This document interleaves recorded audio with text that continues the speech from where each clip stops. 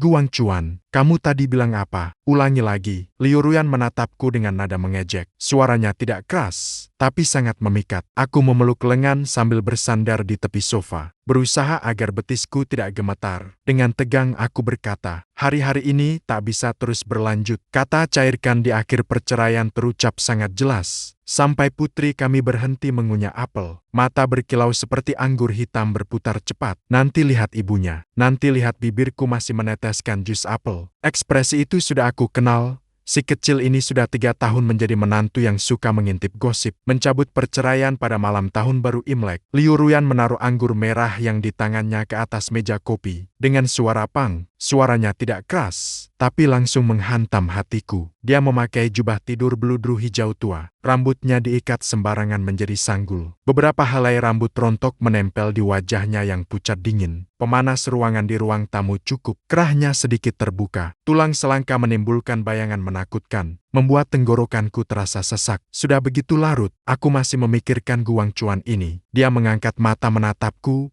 Bulu mataku tak berkedip. Kamu tahu tidak hari apa ini? Malam tahun baru Imlek. Aku menegangkan leherku.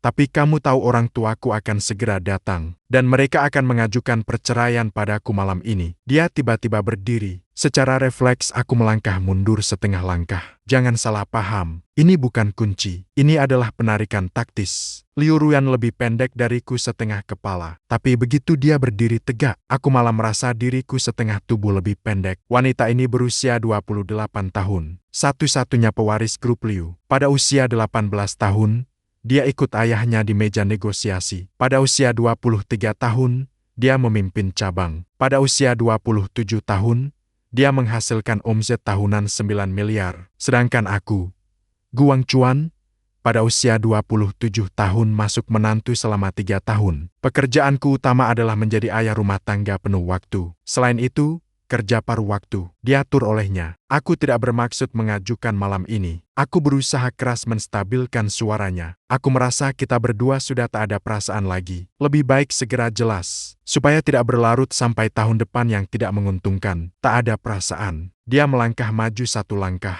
Aku mundur 1 langkah. 3 tahun yang lalu, kamu menggores mobil Palameraku. Aku tidak mampu membayarnya. Saat kamu menjadi pacar palsuku, kamu bilang apa tadi? Aku keras kepala. Waktu itu memang begitu. Waktu itu kamu bilang dia meniru cara bicaraku. Suara dia dingin seperti Nona Liu yang beku. Tenang saja, aktingku sangat bagus. Aku jamin orang tuamu akan puas. Bukankah itu akhirnya menjadi nyata? Malam saat kami mengurus surat nikah, kamu lagi bilang dia tidak berhenti. Sayang, seumur hidupku pasti akan memperlakukanmu dengan baik. Kalau kamu menyesal, katakan saja kapan saja. Aku tidak akan mengganggumu. Aku kehabisan kata. Aku memang pernah mengatakannya. Tapi saat itu siapa yang sangka dia begitu tegas dan tidak berubah-ubah. Kemudian aku hamil. Kamu bersumpah sambil menempelkan tangan di perutku. Dia berjalan ke depanku, hanya menepuk lembut dadaku. Kamu bilang kalau nanti aku akan pakai nama keluargamu. Aku, Guang Chuan, tidak ada kata lain.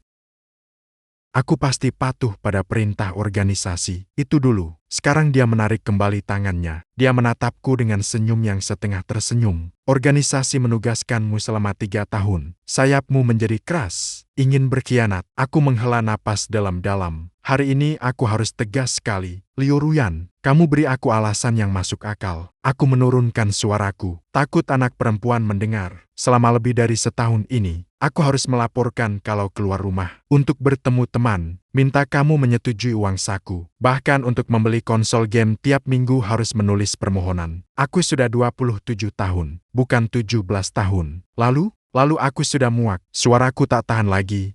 Jadi aku mengangkatnya sedikit. Di matamu, aku hanyalah orang yang selalu ditindas. Pria lemah, yang hidup dari istri. Betul, kan? Bukankah kamu juga begitu? Aku tercekik sampai tak bisa berkata-kata. Dia memiringkan kepalanya. Ekspresinya serius seolah sedang membahas apa yang akan dimakan malam ini. Menjadi menantu laki-laki itu atas persetujuanmu. Tidak bekerja itu pilihanmu. Menjaga anak di rumah juga atas inisiatifmu. Jalan yang dipilih Guang Chuan sendiri. Sekarang menyalahkanku. Aku tidak menyalahkanmu. Aku memang merasa ini tidak cocok. Aku terhenti sejenak. Tidak cocok. Dia akhirnya tersenyum. Tapi senyum itu membuat punggungku merinding. Sudah 3 tahun. Anak perempuan kita sudah 3 tahun. Kamu sekarang bilang tidak cocok. Ruang tamu hening selama 3 detik. Suara kecil anak perempuan kami tiba-tiba terdengar. Mama, ayah bakal dapat dipukul. Aku dan Liu Ruyan menunduk bersamaan. Liu Niangxia sudah menghabiskan apel, memegang biji apel, membalikkan wajah kecilnya ke atas. Matanya berkilau, wajahnya penuh. Ayo mulai, aku tidak sabar. Mengejutkan Liu Ruyan, nada suaranya melunak. Setelah selesai makan apel,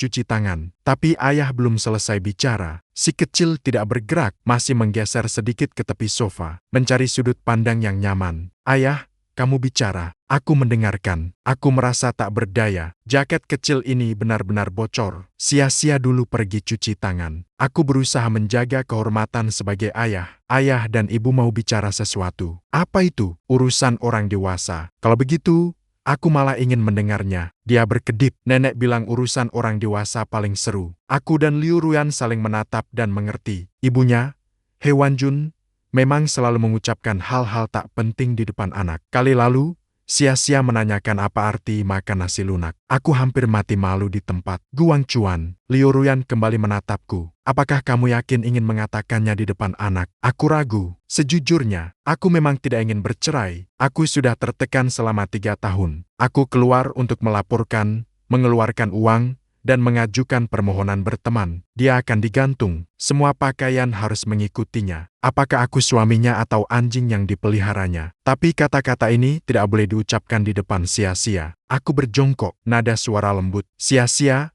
ayah dan ibu berbicara sendiri sebentar. Kamu dulu pergi ke kamar menonton kartun, baik atau tidak? Kenapa? Karena kalian akan bertengkar. Si kecil berani dan tegas. Aku ingin melindungi ibu. Aku terkejut. Liu Ruyan, sudut bibir bergetar, hampir tertawa. Aku kembali menahan keras, menahan diriku saat kamu melindungi aku. Dia menunduk menanyakan pada putrinya, Haem. Liu Ruyan bangkit dari karpet, berlarinya, menendang, sampai di samping kakinya dan memeluk. Lalu memutar kepala dan berteriak padaku, Papa, kamu tidak boleh mengintimidasi Mama. Mama begitu kurus, tidak bisa mengalahkanmu. Aku menunjuk hidungku. Aku mengintimidasi dia. Mata mana yang melihat aku mengintimidasi dia? Kedua matanya melihatnya. Si kecil berbicara dengan yakin. Kamu tadi membuat Mama marah sampai berdiri, lalu mundur. Pasti karena hati-hati. Liu Ruyan akhirnya tidak menahan tawa ringan. Tawa itu seperti air hangat yang membakar. Hatiku melunak sejenak, tapi hanya sebentar saja. Aku berdiri, sia-sia. Kamu melindungi Mama. Apakah Papa pergi?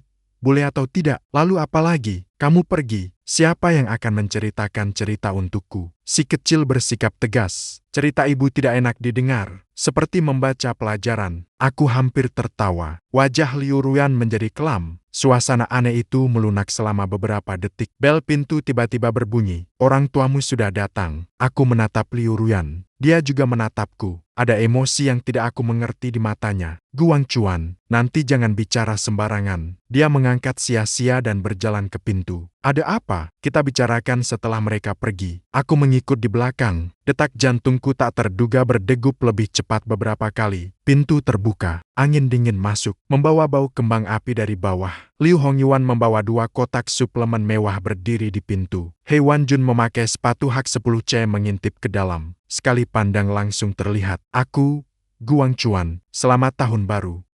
Dia tersenyum dengan penuh kasih. Aduh, kenapa kamu kurus sekali? Apakah lagi kamu disuruh makan? Aku memaksa tersenyum. Ibu tidak ada. Aku baik-baik saja. Baik-baik saja?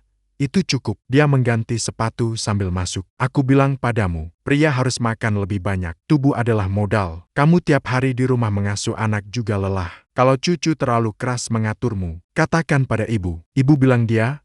Aku hanya tertawa 2 kali. Liu Ruyan berbicara pelan dari belakang. Ibu, aku tidak mengatur dia apa-apa. Aduh, aku hanya berkata begitu. He Wanjun melambaikan tangan. Ibu kamu masih bisa menyakitimu. Liu Hongyan menata barang-barang dengan rapi. Melihatku sekilas. Tatapan itu sangat familiar bagiku. Menilai seperti melihat barang dagangan. 3 tahun lalu pertama kali bertemu dia. Dia memiliki tatapan itu. 3 tahun kemudian masih sama. Aku perkirakan bahkan menjadi menantu selama 30 tahun. Di matanya, aku hanya seorang menantu ayah yang masih bisa dilihat. Aku memaksa memanggilnya Dia mengangguk. Bagaimana kabarmu belakangan ini? Pekerjaannya baik-baik saja. Aku terdiam sejenak. Meskipun dia tahu aku tidak punya pekerjaan. Hewan Jun cepat-cepat menengahi. Kakek Liu, kamu juga di hari raya ini. Kenapa tanya begitu? Liu Hongyuan tidak bertanya lagi. Dia duduk di sofa dan membuka ponsel. Suasana langsung menjadi kaku. Saat itu, Xia turun dari pangkuan Liu Ruyan. Dia berlari cepat ke depan Liu Hongyuan. Wajah kakek Liu Hongyuan akhirnya tersenyum. Ah, cucu perempuan kakek yang manis. Kakek, kamu bawa hadiah untukku. Bawa. Hewan Jun bergegas berkata, nenek membelikanmu banyak pakaian baru dan mainan. Di dalam mobil, nanti ayah akan mengambilnya. Ayah pergi ambil. Xia langsung menoleh melihatku. Aku mengangguk setuju. Nanti ayah pergi. Liu Ruyan sudah masuk ke dapur. Dia bilang akan menyiapkan makan malam tahun baru Imlek. Hewan Jun mengikutinya masuk membantu. Di ruang tamu hanya tersisa aku, Liu Hongyuan, dan Xia. Liu Hongyuan menghibur putrinya sebentar. Tiba-tiba dia menatapku.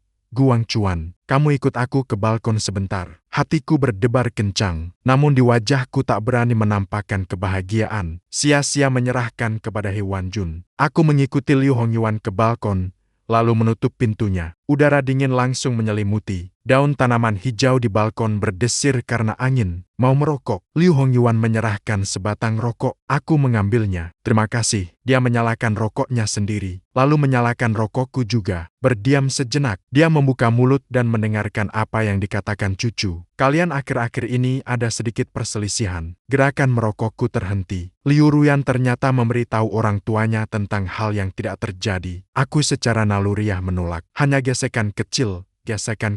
Liu Hongyuan menatapku. Ibunya menelponnya. Mendengar suaranya tidak seperti biasanya. Saat ditanya, aku tidak menjawab. Hanya merokok.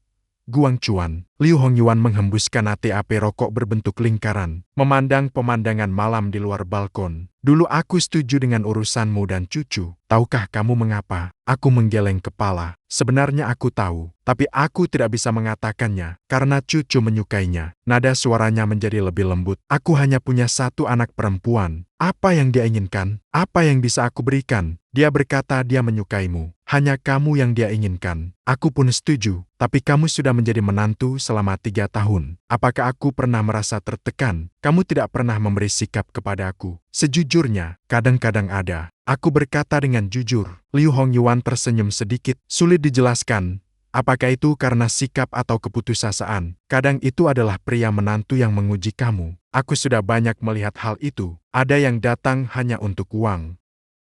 Datang hanya untuk menipu orang. Aku bisa menahan.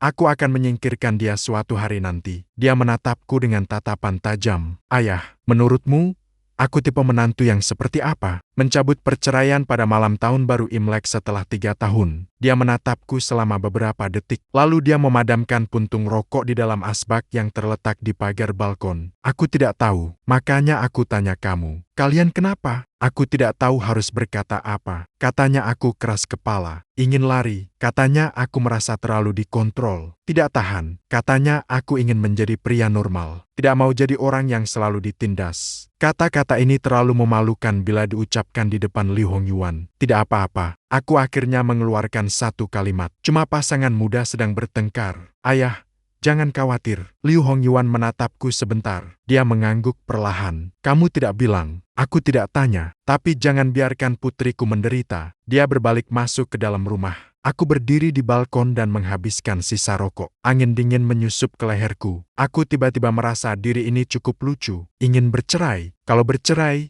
aku mau pergi kemana? Kembali ke kamar kecil sewaan, mencari pekerjaan baru. Gaji beberapa ribu per bulan cukup untuk apa? Liu Ruyan terlalu mengatur, tapi dia menakut-nakuti. Apa yang dia berikan padaku tak akan pernah didapatkan oleh siapapun dalam beberapa generasi. Tapi aku tetap tidak rela. Makan malam tahun baru Imlek terhenti setengah. Hewan Jun tiba-tiba mengangkat sebuah topik. Xia juga sudah berumur 3 tahun. Apakah kalian ingin mempertimbangkan untuk memiliki lagi seorang Liu Ruyan? 1 set sumpit.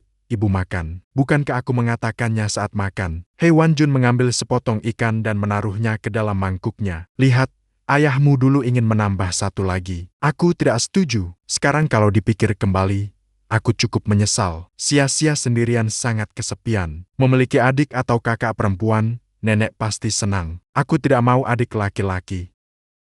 Adik laki-laki akan merebut mainanku. Kalau begitu, adik perempuan juga akan merebut. Lalu, apa yang kau mau? Aku mau anjing saja. Liu Hongyuan tertawa terbahak-bahak. Anak ini mengikuti siapa saja. Hei Wan Jun melirikku, sambil tersenyum berkata, ikuti saja ayahnya. Karakter Wang Chuan baik, tidak suka bersaing atau merebut. Aku menundukkan kepala. Hatiku terasa getir. Karakternya baik, tidak suka bersaing atau merebut. Itu karena tidak punya hak untuk bersaing. Tidak berhak merebut ibu. Liu Ruyan meletakkan sumpit. Bicarakan hal ini nanti. Nanti. Semuanya nanti. Hei Wan Jun menghela napas. Kamu ini kerja tanpa takut mati. Urusan rumah tangga juga tidak peduli. Guang Chuan di rumah mengasuh anak juga tidak mudah. Kamu tidak bisa lebih mengerti dia. Liu Ruyan menatapku. Tatapan matanya agak dingin. Dia sudah mengeluh padamu belum? Aku segera mengangkat tangan. Ibu menebak sendiri. Apa masalahnya dengan tebakanku? Hei Wan Jun tidak senang. Wajahmu. Siapa yang tidak melihat? Di tahun baru, wajahmu penuh muram. Tidak tahu, kupikir siapa yang berhutang padamu. Aku terdiam. Liu Hongyuan batuk pada saat yang tepat. Sudah cukup, makan. Tapi begitu Hei Wan Jun mulai bicara, tak bisa dihentikan. Ibu bilang padamu, pria, bersikap lebih lapang. Jangan terus-menerus menghitung-hitung. Buat masalah, kau mengatur terlalu ketat. Tapi itu karena dia peduli padamu. Kalau dia tidak peduli padamu, kalau kau suka, lakukan saja. Dia malah malas mengurusi. Aku mengangguk. Mama benar. Jadi jangan terus berselisih dengannya. Hei Wan Jun melanjutkan. Dia stres kerja. Setelah pulang, dia masih harus marah padamu. Betapa lelahnya. Iya. Masih ada lagi. Kalau kamu merasa uang saku tidak cukup, bicaralah dengan Mama. Mama diam-diam memberimu. Jangan biarkan cucu tahu. Aku tidak tahu harus tertawa atau menangis. Mama bukan soal uang. Lalu apa urusannya? Liu Ruyan tiba-tiba berdiri, melempar satu kalimat. Aku sudah selesai makan. Silakan makan perlahan. Berbalik dan berjalan ke kamar tidur. Hei Wan Jun terkejut sejenak. Ada apa lagi dengan gadis ini? Jangan banyak bicara. Apa yang aku katakan? Sia-sia tergelincir dari kursi. Dengan suara riang berkata, aku pergi melihat ibu. Setelah selesai, si kecil berlari cepat ke sana. Mendorong pintu kamar, dia masuk dengan cepat. Tersisa 3 orang dewasa. Kami menatap meja penuh makanan. Tidak ada yang berkata apa-apa. Suasana terasa sangat canggung. Setelah kira-kira 5 menit, pintu kamar tiba-tiba terbuka. Liu Ruyan berdiri di ambang pintu. Matanya menatapku lurus. Guang Chuan, kamu masuk. Nada suaranya tak diragukan. Hei Wan Jun dan Liu Hongyuan menatapku. Aku menegakkan diri dengan susah payah. Kakiku terasa agak lemah. Dengan pelan, aku melangkah masuk kamar. Pintu tertutup di belakangku. Sia-sia sedang berbaring di atas tempat tidur, memeluk boneka kainnya. Matanya berkilau bersinar. Jelas-jelas dia datang hanya untuk menonton drama. Liu Ruyan berdiri di samping tempat tidur, menyandarkan lengan. Dengan nada dingin, kamu datang. Aku melangkah ke arah sana. Dia tiba-tiba mengangkat tangan. Aku secara refleks menarik leherku. Kupikir dia akan memukulku, tapi dia hanya menepuk dadaku dengan ujung jarinya, lalu perlahan-lahan menepuk hingga ke daguku. Memaksa aku mengangkat kepala menatapnya. Guang Chuan, suaranya sangat pelan. Hanya kami berdua yang mendengarnya. Kamu hari ini memang bertekad untuk mengacau. Aku tidak mengacau. Aku membuka mulutku, tapi tak bisa melanjutkan kata-kata. Seakan sayapku mengeras, ingin terbang. Aku menegangkan leherku, tidak mengucapkan sepatah kata pun. Dia tiba-tiba tersenyum. Senyum itu tidak mengandung kehangatan sama sekali, membuat punggungku merinding. Baik, aku memberi kamu kesempatan. Sia-sia ada di sini. Kamu mengatakannya di depan dia. Kamu, apakah benar-benar ingin meninggalkanku dan menatap sia-sia? Si kecil mencondongkan kepalanya. Sepertinya tidak mengerti, tapi sepertinya mengerti segalanya. Hanya diam-diam menatapku. Aku membuka mulut, leher terasa kencang. Tidak bisa mengucapkan satu kata pun. Liu Ruyan mendekat satu langkah, hampir menempel pada napasku yang hangat, menyapu pipiku. Guang Chuan, kamu tahu apa yang paling membuatku muak padamu? Aku paling muak denganmu yang ingin bersikap keras tapi tak bisa. Ingin menyerah tapi merasa memalukan. Aku tidak. Aku terburu-buru membantah. Tidak, dia mengangkat tangan dan menarik kerah bajuku. Menarikku sedikit ke bawah, mendekat ke telingaku. Suaranya pelan, seperti rayuan, tapi membuatku merinding. Jika kamu benar-benar ingin berpisah, tanda tangani perjanjian sekarang. Meninggalkan rumah tanpa harta. Kembali kepadaku. Kamu harus membayar tunjangan anak tiap bulan. Apakah kamu bisa melakukannya? Apakah Liu Ruyan bisa melakukannya? Dia menanyakan lagi, dengan nada yang menyeratkan sarkasma. Aku menghela napas dalam. Aku hendak berbicara. Sia-sia di tempat tidur tiba-tiba berkata, Mama, jangan mengintimidasi Papa. Liu Ruyan melepaskan. Aku berbalik menatap putrinya. Nada suaranya menjadi lebih lembut. Aku mengintimidasinya. Si kecil memegang boneka kain dan duduk, berkata serius. Ayah hampir menangis. Tidak, aku buru-buru membela diri. Wajahku terasa agak memerah. Ayah, jangan takut. Sia-sia melambaikan tangan kepadaku. Kamu datang, aku melindungimu. Liu menatapku. Matanya mengandung sedikit senyum. Namun senyum itu jelas berkata, melihat putrimu, aku sudah menyadarinya. Kau memang orang yang selalu ditindas. Aku tiba-tiba marah, bukan karena dia, tapi karena diriku sendiri. Aku, Guang Chuan, usia 27 tahun, berpostur 1,78 meter, ditahan oleh seorang wanita di kamar tidur untuk dimarahi, dan bahkan dipanggil oleh putri berusia 3 tahun, hampir menangis. Sial, apakah aku masih bukan pria? Aku melangkah mundur 1 langkah, menjaga jarak, suara juga menjadi lebih tinggi. Liu Ruyan, kau hari ini memang memaksaku seperti ini?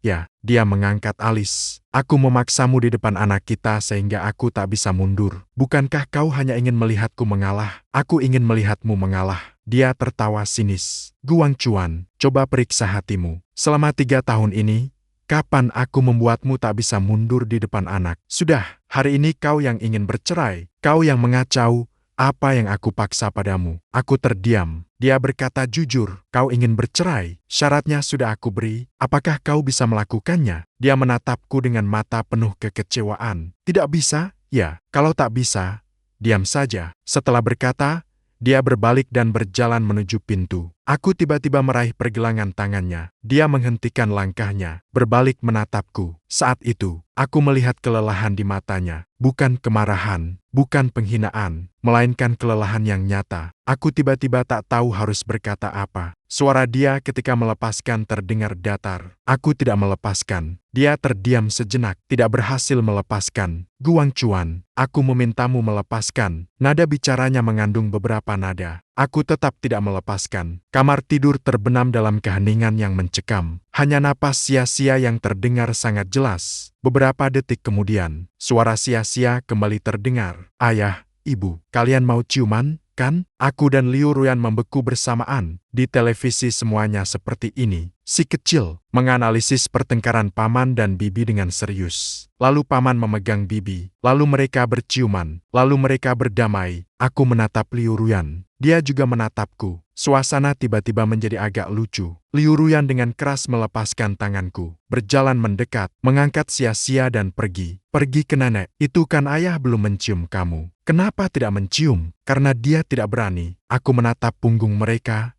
ibu dan anak. Tiba-tiba aku berkata, Liu Ruyan. Dia berhenti, tidak menoleh kembali. Bukan karena aku tidak berani. Aku berkata, aku merasa tidak layak untukmu. Aku merasa 3 tahun ini sudah cukup menahan rasa tidak adil. Atau mungkin aku memang ingin meninggalkanmu, bahkan aku sendiri tidak tahu. Kata-kata itu hampir terucap, tapi akhirnya tertahan. Dia menunggu beberapa detik, namun tidak ada kelanjutan. Aku mendorong pintu dan keluar. Aku berdiri di tempat, mendengarkan suara Hewan Jun di luar. Ada apa? Bagaimana sia-sia bisa keluar begini? Bu, kalian dulu bawa sia-sia menonton TV sebentar. Suara Liu Ruyan terdengar. Aku ingin bicara dengannya secara pribadi.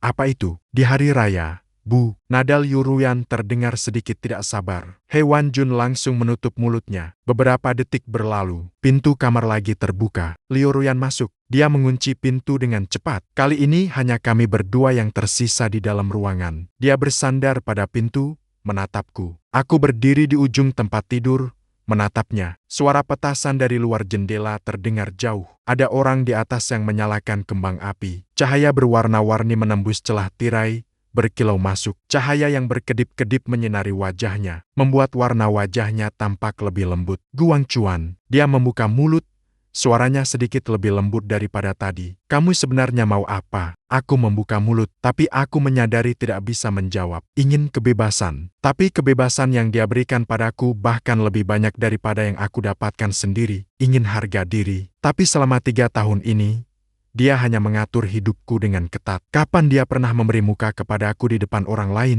Ingin menjadi pria yang normal. Tapi apa itu normal? Setiap hari kerja, harus naik kereta yang penuh sesak, kerja lembur sampai larut malam, masih harus membayar KPR, membayar cicilan mobil, tawar-menawar dengan pedagang sayur demi beberapa sen. Apakah pria seperti itu benar-benar normal? Aku tidak tahu. Aku akhirnya berbisik pelan. Dia menatapku, tiba-tiba menghela napas. Lalu perlahan-lahan ia berjalan mendekat kepadaku, berhenti di depanku, mengangkat tangan.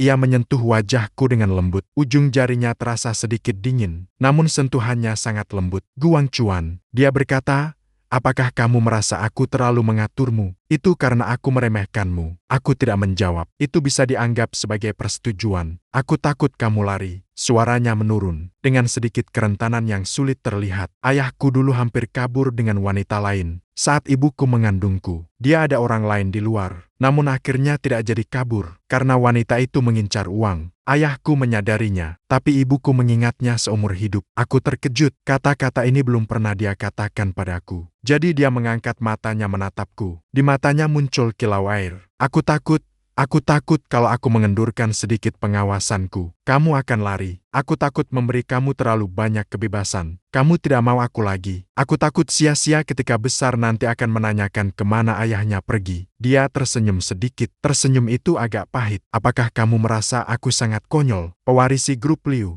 tidak pernah kalah di meja perundingan, tapi malah tiap hari di rumah khawatir suami lari. Aku tiba-tiba meraih dan memeluknya. Dia kaku sejenak, lalu perlahan ia melonggarkan diri. Wajahnya menancap di dadaku. Bahunya bergetar tipis. Aku tidak akan lari, kataku dengan suara lembut, namun tegas. Kamu tadi masih mau cerai? Itu aku yang gegabah. Dia mengangkat kepala menatapku. Ada kilau air di matanya, tapi tidak jatuh. Guang Chuan, kalau kamu berani lari, aku akan mematahkan kakimu. Aku tersenyum. Aku mengangkat tangan dan mengusapnya. Kekecewaan di sudut mataku begitu tajam. Kalau tidak percaya, coba saja. Tak berani coba. Aku menunduk, menciumnya pelan sekali. Dia tidak menghindar. Tutup matamu. Bulu mata bergetar perlahan. Kembang api di luar jendela meletus tepat pada waktunya,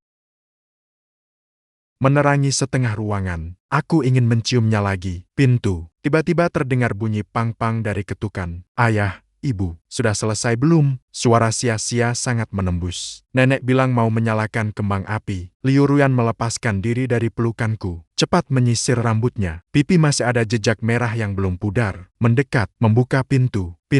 Begitu dibuka, sia-sia langsung berdiri di luar, memandang ke atas dengan wajah kecilnya, mengamati dengan seksama. Apakah kita sudah berciuman? Wajah Liu Ruyan menjadi lebih merah lagi. Dia batuk ringan. Anak kecil, jangan tanya terlalu banyak. Itu artinya sudah berciuman. Si kecil berkata dengan yakin, lalu melambaikan tangan padaku. Ayah, keluar. Aku mau bilang sesuatu padamu. Aku berjongkok. Dia mendekat ke telingaku dengan suara yang dia kira kecil. Padahal suaranya terdengar oleh semua orang di ruang tamu. Bilang, lain kali ibu akan marah padamu. Kamu saja yang mencium dia.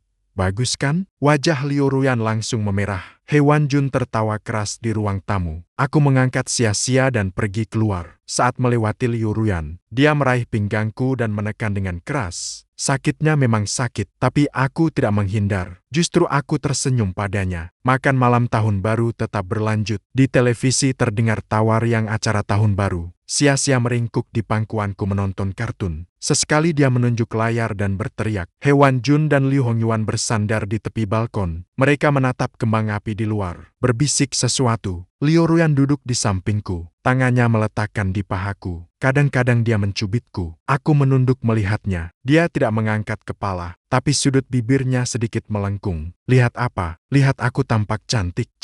Akhirnya dia mengangkat kepala dan melirikku. Dengan nada sedikit menggoda. Siapa tadi yang bilang mau bercerai? Aku mengacau. Lain kali masih akan begitu? Tangan dia menekan lagi di pahaku. Lain kali aku akan mendekat ke telinganya. Dengan suara pelan. Lain kali aku langsung mencium. Tidak ada basa-basi. Telinganya langsung memerah.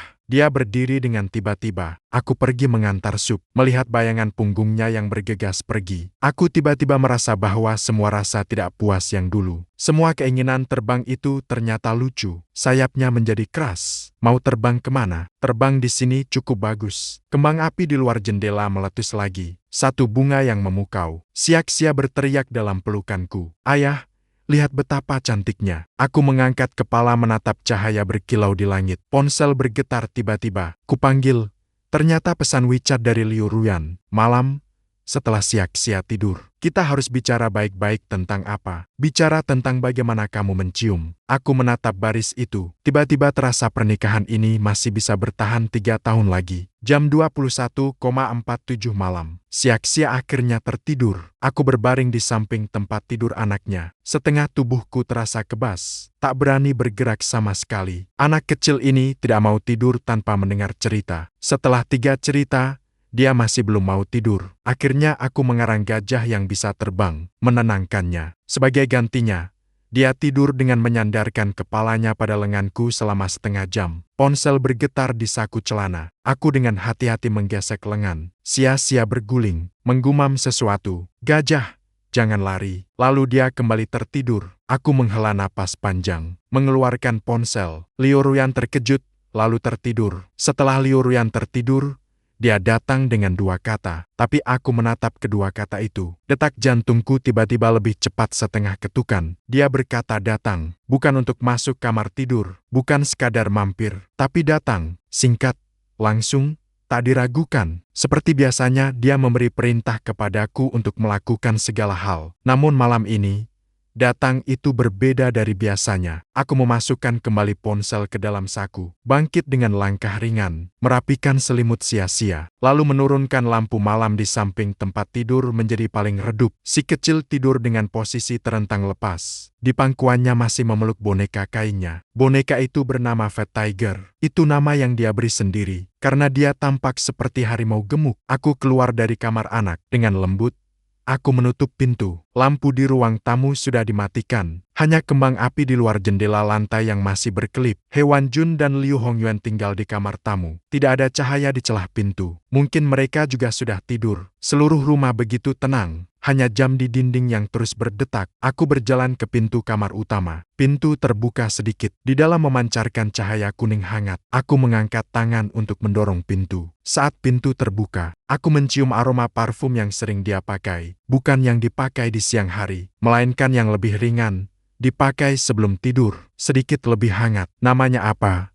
Sentuhan kulit atau semacamnya. Bagaimanapun, aku tak ingat namanya. Aku hanya tahu setiap kali mencium aroma ini, aku mudah melamun. Liu Ruyan bersandar di kepala tempat tidur, memegang tablet di tangannya, sepertinya sedang membalas email. Dia mengganti pakaian tidur. Sutra berwarna merah anggur gelap membuat kulitnya tampak bersinar. Rambutnya terurai, terhampar di bahunya. Beberapa helai jatuh di tulang selangka. Lalu dia mengangkat matanya menatapku sejenak, lalu menundukkan kepalanya lagi. Terus melihat tablet, mengunci pintu. Aku mengunci pintu dengan cepat, berdiri di tepi tempat tidur. Tiba-tiba aku agak bingung harus berbuat apa. Biasanya ketika aku masuk kamar tidur, langsung berbaring. Tapi hari ini kenapa harus berdiri? Dia tidak mengangkat kepalanya untuk duduk. Aku mengelilingi ke tepi tempat tidur dan duduk. Dia terus melihat tablet. Jari-jarinya menggesek layar. Sepertinya sedang mengurus dokumen penting. Aku menatap sisi wajahnya, menunggu dia berbicara. Menunggu sekitar 2 menit. Dia tidak berkata apa-apa. Aku tak tahan lagi. Bukankah kamu bilang ingin memeluk? Main apa? Dia meletakkan tablet. Akhirnya dia memutar kepala menatapku dengan tatapan itu. Aku tidak bisa menjelaskan apa itu. Tidak kasar, juga tidak lembut. Hanya menilai Guang Chuan. Dia berkata, apakah kata-kata yang kamu ucapkan di ruang tamu hari ini sungguhan? Aku terkejut sejenak, lalu menyadari. Dia mengatakan tentang perceraian. Aku tidak langsung menolak teh itu. Itu hanya kebodohan sesaat. Kebodohan sesaat bisa mengucapkan kata-kata seperti itu. Kamu tahu perasaanku ketika mendengar kata perceraian. Aku tidak akan bicara lagi. Dia mengangkat tangan dan menepuk dadaku dengan ujung jari. Rasanya seperti ditusuk pisau. Liu Ruyan, kamu biarkan aku selesai berbicara. Dia menarik tangannya kembali. Aku, Liu Ruyan, Sejak kecil selalu mendapatkan pekerjaan apa saja yang kuinginkan, masih menjadi lawan yang sulit dihadapi. Mataku tidak berkedip sedikit pun. Namun ketika kamu mengucapkan dua kata itu hari ini, aku panik. Suaranya sangat datar, tidak ada naik turun. Namun kedataran itu membuat hatiku terasa tersumbat. Saat itu aku berpikir,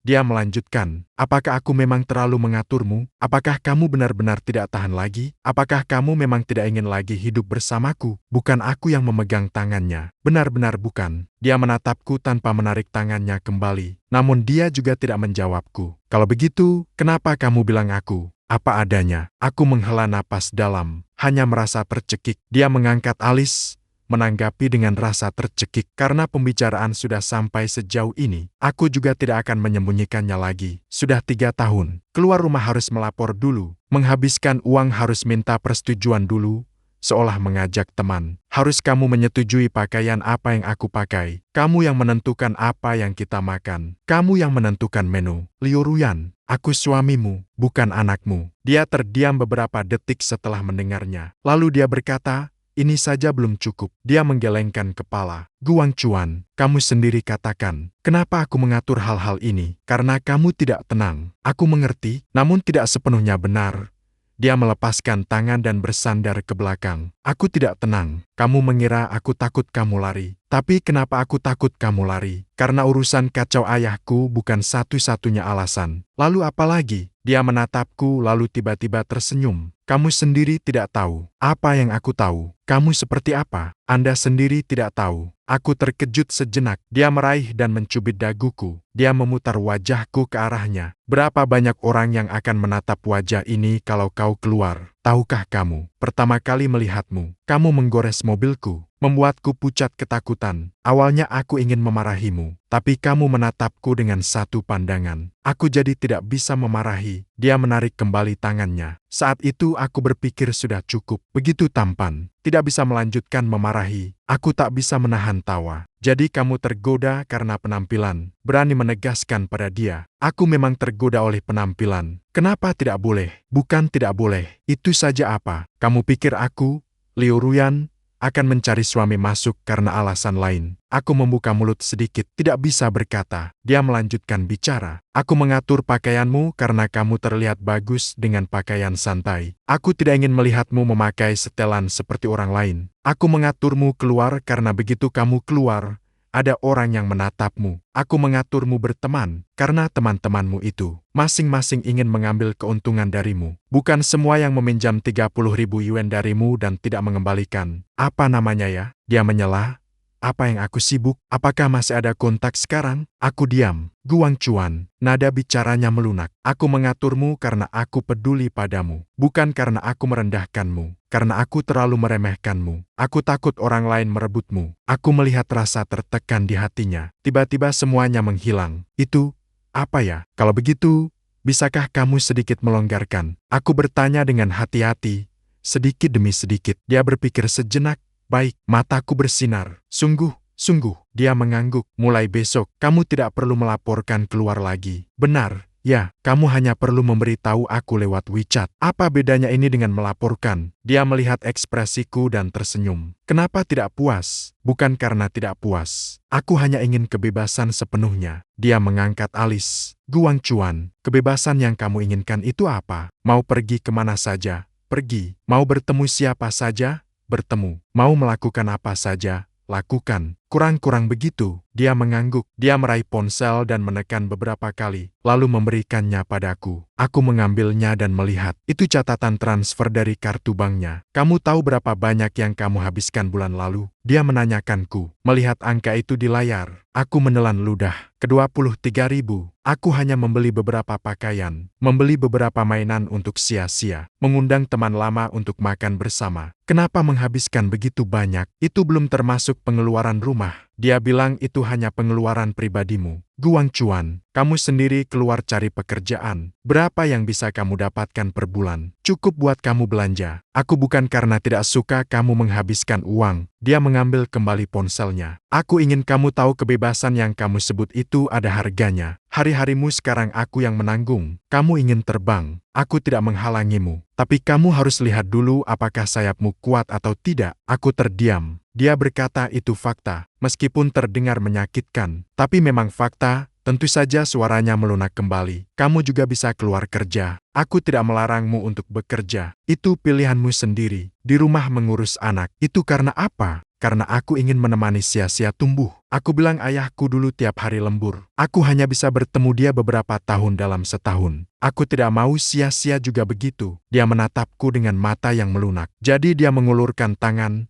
menyentuh wajahku. Jalan yang kamu pilih, kamu jalani sendiri. Jangan pergi, bicaralah padaku. Kita bicarakan untuk mengubahnya. Tapi jangan terus-menerus mengusulkan perceraian ya. Aku mengangguk, setuju untuk bicara. Dia tersenyum. Senyuman itu menghilangkan rasa sesak di hatiku sepenuhnya. Suasana tiba-tiba berubah. Entahlah, apakah dia mendekat sedikit, atau aku yang mendekat sedikit. Bagaimanapun, jarak di antara kami tiba-tiba menjadi dekat. Wangi tubuhnya menjadi lebih jelas. Liu Ruyan, suaraku terdengar agak serak. Tadi kamu bilang kenapa kamu begitu terburu-buru mencium dia sambil mengangkat alis. Bukan karena terburu-buru, cuma itu saja. Aku berhenti bicara, langsung menunduk dan mencium. Dia tidak menghindar tangan. Dia mengangkatnya dan memeluk leherku. Ciuman ini berbeda dari biasanya. Biasanya ciuman kami hanya sekadar sapuan singkat selamat pagi atau selamat malam. Atau sedikit kehangatan saat sia-sia tidak ada. Tapi hari ini ciuman ini agak lama. Lama sampai aku hampir tak bisa bernapas sebelum kami berpisah. Dia menatapku. Ada kilau air di matanya. Entahlah. Apakah itu karena menahan napas tadi atau sesuatu yang lain? Guang Chuan, dia berbisik pelan. Kau tahu kenapa aku memanggilmu datang malam ini? Jantungku berdebar kencang. Kenapa? Dia tidak menjawab. Hanya meraih lampu samping tempat tidur dan meredupkannya sedikit. Lalu dia mendekat, bibirnya menempel di telingaku. Kamu bilang apa? Aku menahan napas. Tapi sesaat kemudian dia berkata, sia-sia baru saja tertidur. Kalau dia terbangun, dia akan mencari orang. Jadi malam ini tidak bisa. Aku menatapnya. Tidak tahu apakah dia menggodaku atau serius. Ekspresinya sangat serius. Itu apa ya? Kalau begitu, kenapa kamu memanggilku ke sini? Dia tersenyum, miringkan tubuhnya ke belakang. Memanggilmu ke sini, ingin menjelaskan semuanya kepadamu. Sambil memastikan apakah kamu benar-benar tidak akan lari lagi. Aku tidak akan lari. Buktikan. Bagaimana cara membuktikannya? Setelah berpikir sejenak, tiba-tiba dia meraih dan mendorongku ke tempat tidur. Lalu dia duduk bersilang di atasku, memandangku dari atas dengan tatapan tajam. Guang Chuan, dia berkata, kalau kamu berani lari. Aku belum selesai bicara. Pintu tiba-tiba diketuk keras. Suara ayah, ibu, dan sia-sia begitu menembus. Meski lewat pintu, masih terdengar kegelisahan mereka. Aku dan Liu Ruyan sekaligus terdiam. Ayah dan ibu membuka pintu. Panghu jatuh ke bawah tempat tidur. Liu Ruyan menunduk menatapku. Tatapan matanya penuh kerumitan. Aku tak bisa menahan diri, tertawa terbahak-bahak. Dia menatapku dengan tajam, turun dari tubuhku, merapikan piyama, mendekat dan membuka pintu. Saat pintu terbuka, sia-sia berdiri di ambang pintu dengan piyama kecil, memeluk boneka kainnya. Wajah kecilnya mengerut menjadi satu kerutan. Panghu jatuh. Aku tidak bisa meraihnya. Liu Ruyan mengambil napas dalam-dalam, menunggu ibu pergi untuk memberi kalian. Dia menoleh,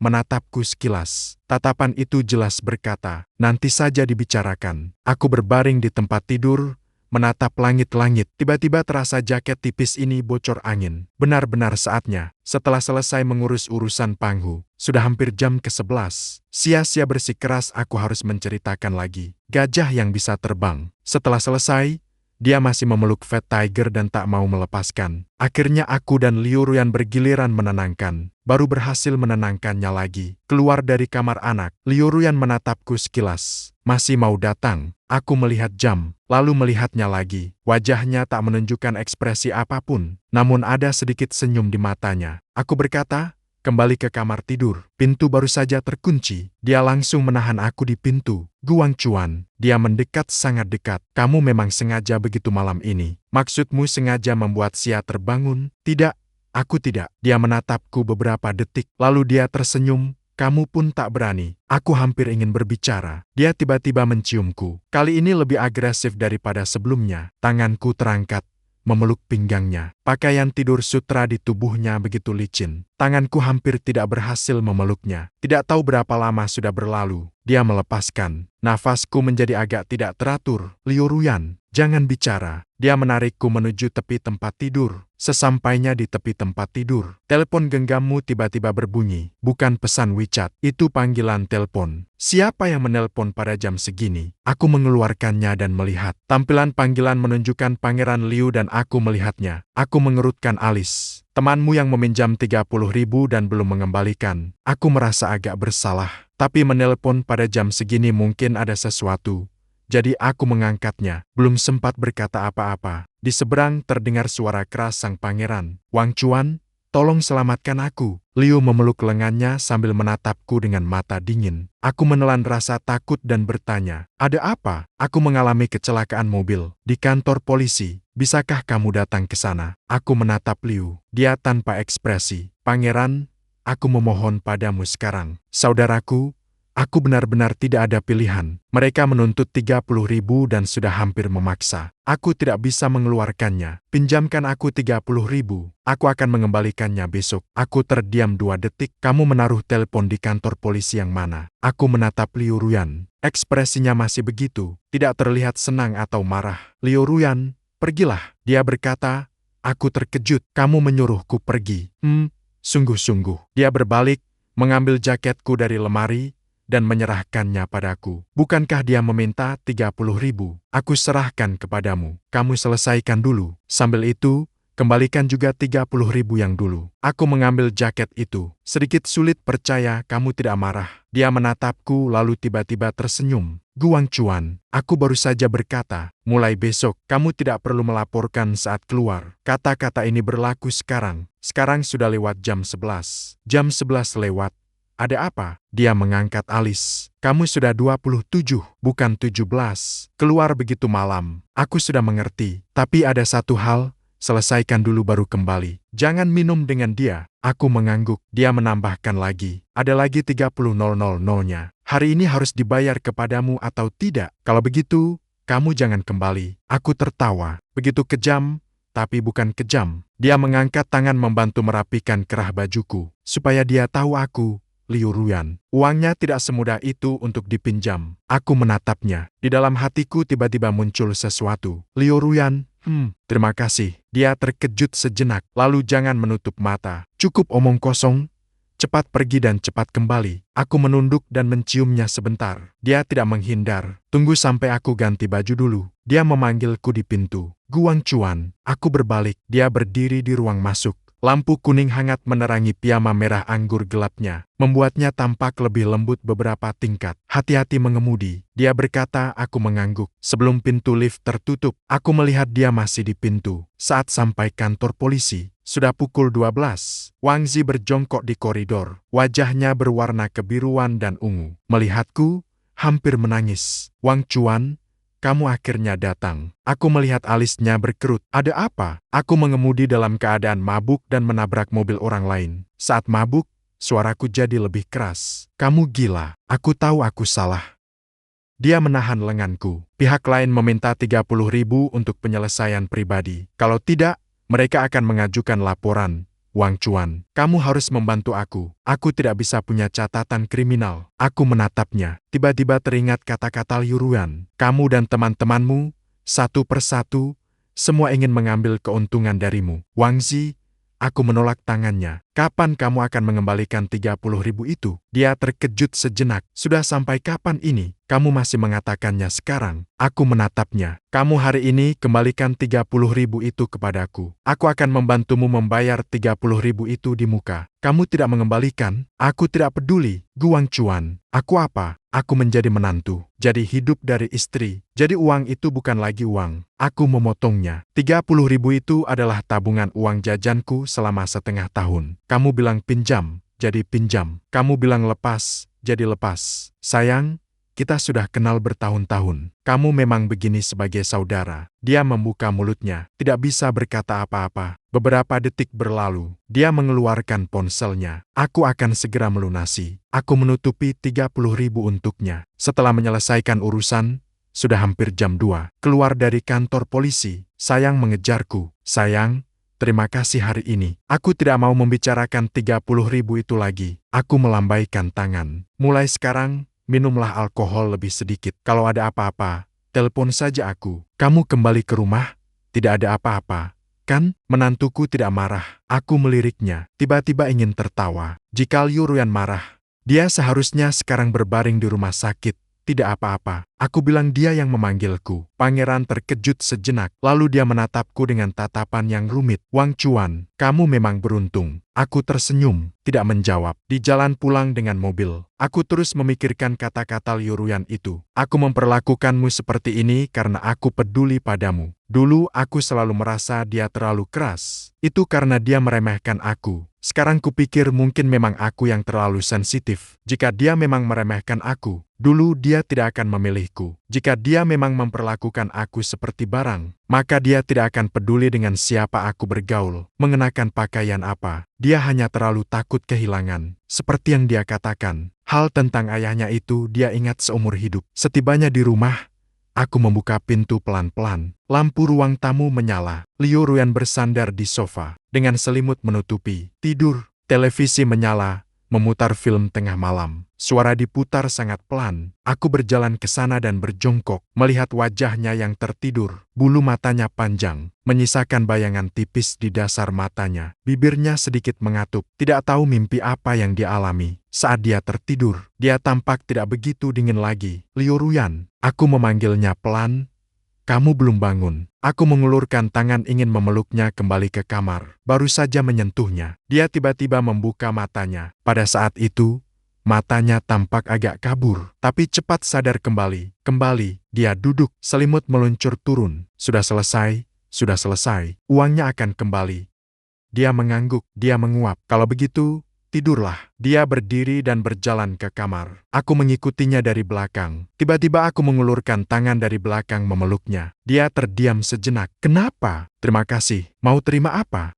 Biar aku pergi. Dia terdiam beberapa detik, lalu dengan lembut menepuk-nepuk tanganku. Guang Chuan, kamu suamiku, bukan penjahatku. Aku bilang mengawasi kamu bukan karena ingin mengurungmu. Aku takut kamu akan mengalami sesuatu. Aku menundukkan wajah ke rambutnya. Setelah tidak berkata apa-apa, dia menurunkan suaranya. Kalau ada apa-apa, beritahu aku. Jangan menahan sendiri. Nanti jadi sakit karena menahan. Aku masih harus ganti yang lain. Aku tak bisa menahan tawa. Ganti yang lain. Kamu rela? Dia berbalik menatapku. Dia mengangkat tangan dan mencubit wajahku. Tidak rela. Jadi jangan beri aku kesempatan untuk menundukkan kepala dan mencium dia. Dia tidak menghindar. Justru memeluk leherku. Membalas ciuman. Kali ini akhirnya tidak ada yang memotong. Nanti aku juga tidak tahu bagaimana aku sampai di kamar tidur. Hanya tahu tirai tidak tertutup rapat. Kembang api di luar masih berkelap-kelip. Cahaya yang berkedip-kedip menyinari wajahnya, membuatnya tampak tidak begitu dingin. Guang Chuan, suara dia agak serak. Kamu hampir lari hari ini. Kalau tidak lari,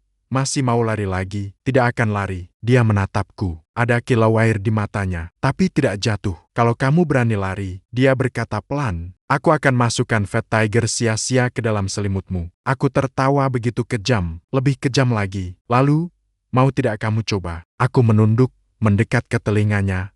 Coba saja. Kembang api di luar meletus, menerangi setengah ruangan. Dia meraih lampu samping tempat tidur dan mematikannya. Dalam gelap, suaranya lembut. Guang Chuan, selamat tahun baru.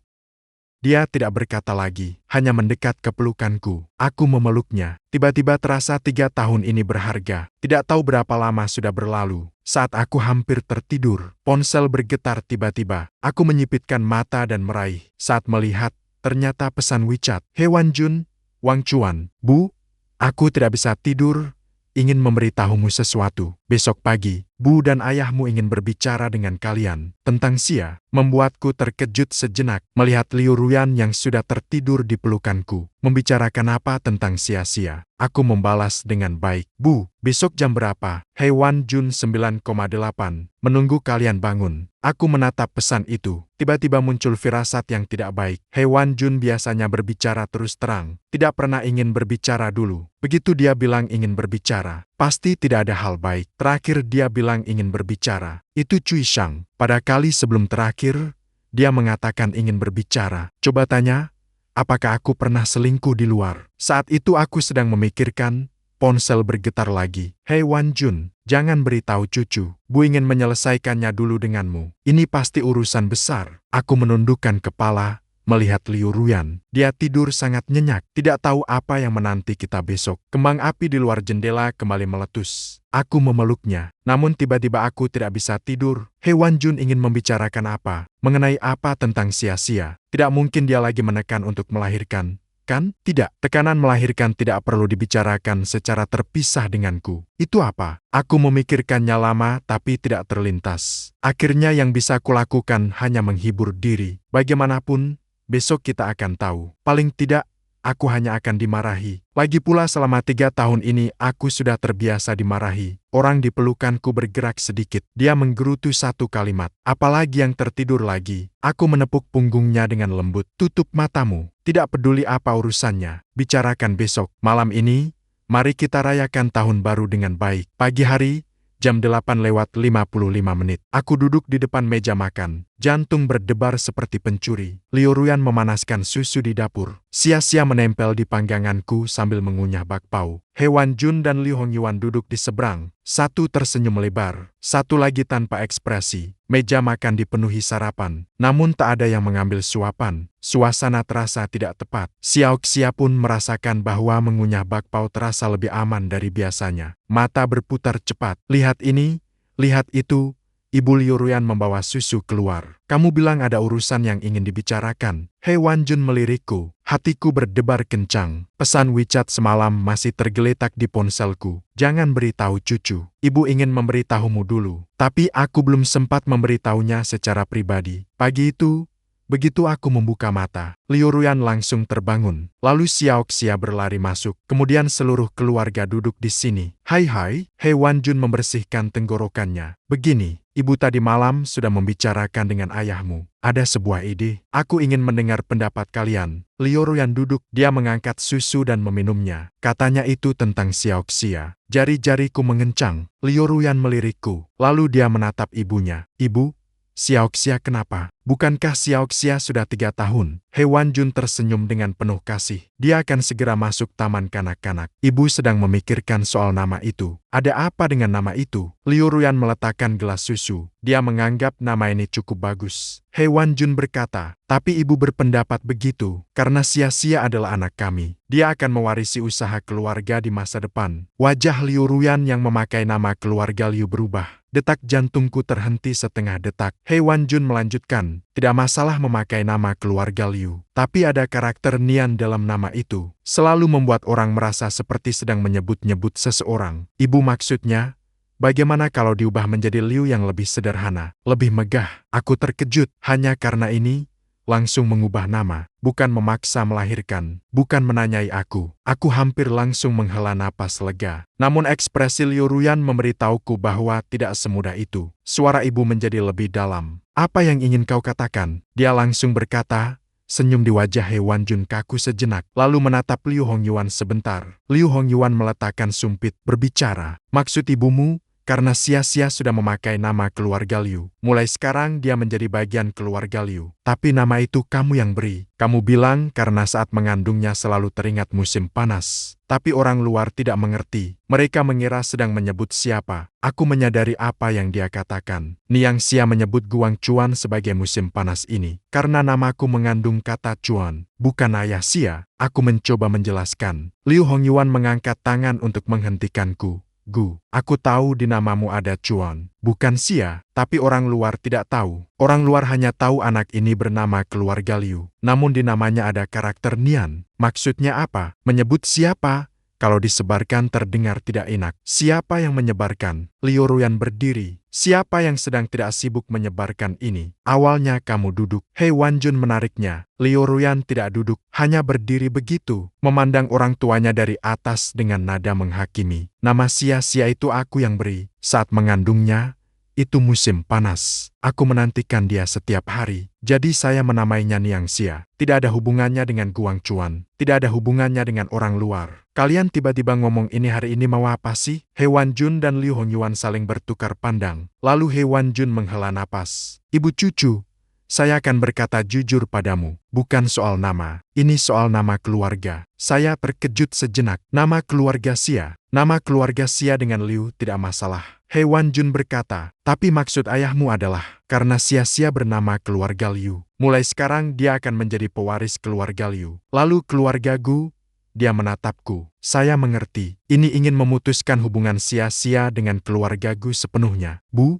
suaraku saat berbicara lebih stabil daripada yang saya kira. Orang tua saya meninggal dini. Di keluarga Gu tidak banyak orang lagi. Tapi tetap nama keluarganya Gu. He Wanjun berkata, nanti ketika Xia-Xia besar, jika orang lain bertanya, ayahmu bernama keluarga Gu, kamu bernama keluarga Liu. Ini bagaimana? Suara Liu Ruyan menjadi dingin. Sekarang, apa masalahnya kalau anak-anak memakai nama ibu? Masalahnya, Liu Hongyuan tidak mengucapkan apa-apa. Tapi situasi keluarga Liu berbeda. Nanti, Xia-Xia harus mengambil alih bisnis keluarga Liu. Identitasnya harus jelas. Orang luar tidak akan peduli siapa ayahnya. Mereka hanya peduli apa nama keluarganya. Namanya keluarga Liu. Itu berarti dia orang keluarga Liu. Jika dia masih ada kaitannya dengan keluarga Gu. Kaitan apa? Aku berdiri. Ayah, orang tuaku sudah tiada. Di pihak keluarga Gu, hanya tersisa beberapa kerabat jauh, tidak dapat bertemu bahkan setahun sekali. Apa hubungan Xia-Xia dengan mereka? Liu Hongyuan menatapku dengan tatapan yang sama persis seperti 3 tahun lalu, menilai dan mengevaluasi. Melihat Guang Chuan, dia berkata, aku tidak menargetkanmu, aku melakukannya demi kebaikan Xia-Xia. Bayangkan nanti dia sudah besar dan harus berbisnis dengan orang lain. Orang lain menanyakan, Pak Liu, apa pekerjaan ayahmu? Bagaimana dia menjawab? Dia berkata, ayahnya di rumah mengasuh anak. Dia berkata, ayahnya menantu masuk. Wajahku terasa panas. Liu Ruyan menampar meja. Ayah, Xia-Xia terkejut. Bakpao jatuh di atas meja. Mulut kecilnya mengerut, ingin menangis. Aku cepat membungkuk dan mengangkatnya. Tidak apa-apa. Tidak apa-apa, ibu tidak memarahimu. Xia-Xia menempel di bahuku, berbisik, apakah ayah atau kakekmu menindasmu? Aku menepuk punggungnya tanpa berkata apa-apa. Liu Ruyan mengelilingi meja, berdiri di sampingku, melihat ayah dan ibuku. Kalian hari ini sebenarnya ingin mengatakan apa? Katakan saja langsung, jangan berputar-putar. He Wanjun juga berdiri, menyekel lengan Liu Hongyuan. Lao Liu, jangan bicara lagi. Liu Hongyuan melepaskan tangannya. Melihat aku dan Liu Ruyan berjalan, aku langsung berkata, maksudku adalah, mulai sekarang, Xia-Xia tidak lagi ada hubungan apapun dengan keluarga Gu. Dia bernama keluarga Liu. Dia anak keluarga Liu. Mengenai Wang Chuan, dia menatapku. Aku memeluk Xia-Xia sambil menunggu dia melanjutkan. Wang Chuan, kamu sudah 3 tahun di keluarga Liu. Aku tidak mempersulitmu, tapi kamu harus mengerti bahwa kamu adalah menantu masuk. Apa itu menantu masuk? Artinya kamu nanti juga menjadi orang keluarga Liu. Tidak penting apa nama keluargamu dulu. Tidak penting apa nama keluargamu nanti. Yang penting kamu harus menyadari posisi dirimu. Aku memegang tangan Xia-Xia lebih erat, menegaskan posisiku. Aku mengulangi kepada Liu Hongyuan, kamu kan orang tua Xia-Xia. Ya, tidak ada yang bisa mengubahnya. Tapi kamu harus mengerti, Xia-Xia adalah pewaris keluarga Liu, bukan keluarga Gu. Mulai sekarang urusan dia akan diputuskan oleh keluarga Liu. Kamu cukup kooperatif. Udara menjadi hening selama beberapa detik. Xia-Xia menempel di bahuku, berbisik, maksud ayah atau kakek itu apa? Aku tidak menjawab. Liu Ruyan tiba-tiba meraih Xia-Xia dari pelukanku, lalu memberikannya kepada ibunya. Kalian dulu bawa Xia-Xia ke kamar. He Wanjun mengambil Xia-Xia, ingin berkata tapi terdiam. Liu Ruyan berkata, He Wanjun memegang Xia-Xia dan pergi. Di ruang tamu tersisa kami bertiga. Liu Ruyan menatap ayahnya dan berkata-kata demi kata, Ayah, kamu tahu apa yang baru saja kamu katakan? Liu Hongyuan mengerutkan alis. Tentu saja aku tahu. Kamu tidak tahu. Liu Ruyan melangkah maju 1 langkah. Kamu bilang bahwa Xia-Xia tidak ada hubungannya dengan keluarga Gu. Baiklah.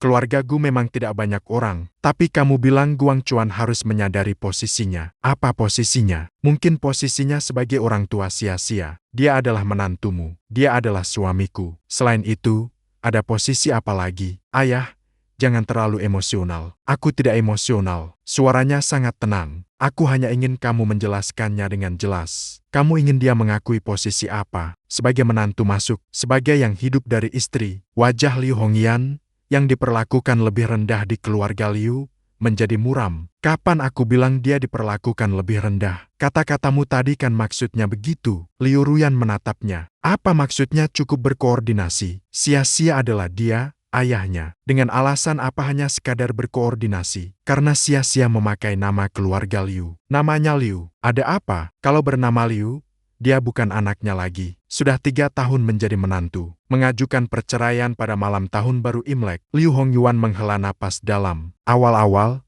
bisakah kamu dengarkan aku sampai selesai? Kamu berkata. Liu Hongyuan terdiam sejenak. Aku takut nanti akan ada masalah. Meskipun di pihak keluarga Gu tidak ada orang lagi, tapi Wang Chuan masih punya kerabat. Kerabat jauh juga tetap kerabat. Kalau nanti mereka mengatasnamakan sia-sia untuk menuntut uang, kalau mereka butuh hubungan, bagaimana? Aku mengatakannya, ayah, kerabat-kerabatku sudah 3 tahun. Apakah kamu pernah melihat mereka datang mencariku? Liu Hongyuan terkejut. Tidak, kan? Aku bilang karena aku sama sekali tidak berhubungan dengan mereka. Saat orang tuaku pergi, apa bantuan yang pernah mereka berikan? Tidak ada. Saat aku menjadi menantu, mereka tidak pernah berkata baik. Aku sudah memutuskan hubungan dengan mereka sejak lama. Liu Hongyuan menatapku. Tatapannya agak rumit, jadi aku melanjutkan. Hal-hal yang Anda khawatirkan tidak akan terjadi. Liu Hongyuan terdiam beberapa detik, lalu dia berkata, Gu, aku tidak menargetkanmu. Aku tahu, aku melakukannya demi kebaikan sia-sia. Aku mengerti, kalau begitu, ayah,